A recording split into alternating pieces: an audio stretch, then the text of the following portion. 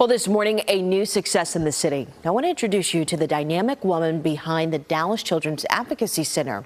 She went from investigating child abuse cases for years to advocating for victims across Dallas County, always keeping children's safety as her focus.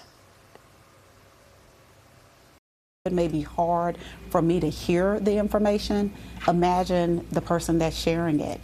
9 times out of 10, the person that's sharing the difficult information is a child. The Dallas Children's Advocacy Center sees children through some of the hardest times in their lives in Dallas County. Children suffering from sexual abuse, physical abuse, and exploitation. Irish Burch is the woman behind it all.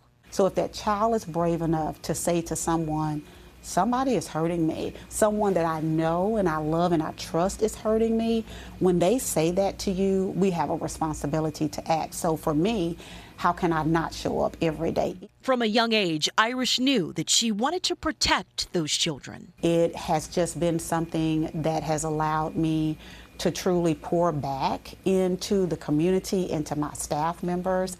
She began her career as a CPA investigator, learning and studying all about child abuse and children's advocacy. I started out on the front lines as one of the workers that sat across the table, that interviewed the children, gathered their stories, and then I slowly just worked my way up. I remember when we were only doing hundreds of interviews for that year, and now we're doing into the thousands. Within just the last year, DCAC serviced over 100,000 children and protective caregivers since the center first opened back in 1991. Irish has been at DCAC for 17 years, now serving as president and CEO. She says leadership is like a treadmill. I have a love-hate relationship with my treadmill. Some days I'm on an incline, some days I'm on a decline. And giving back to her team and her community gives her life. Successful for me is making sure that others are successful. Irish told me she never saw herself here. Making as large of a difference as I can. Yet she's the embodiment of gratitude. When I think about the work, the children that I've talked to, the staff members that I've worked with, I would hope that I've done or said something throughout the course of my time with them that has left them feeling valued and seen. Isn't she incredible? Irish is proud to continue her work because she says it's really just all about the children.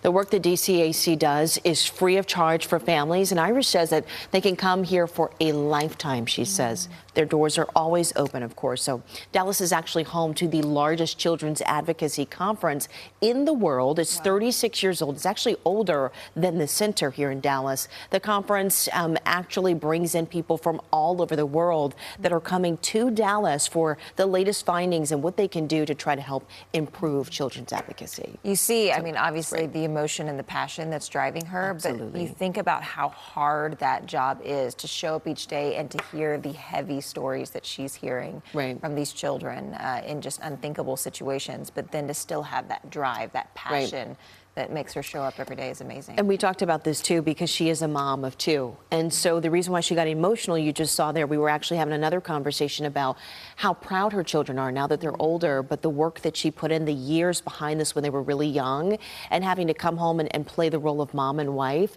But you're also seeing some of the worst that other children are facing. And just, it shows a lot about her character. And like you said, the devotion, dedication to this line of work, it's incredible. So, Irish, I hope you all enjoyed sharing her story. She's incredible.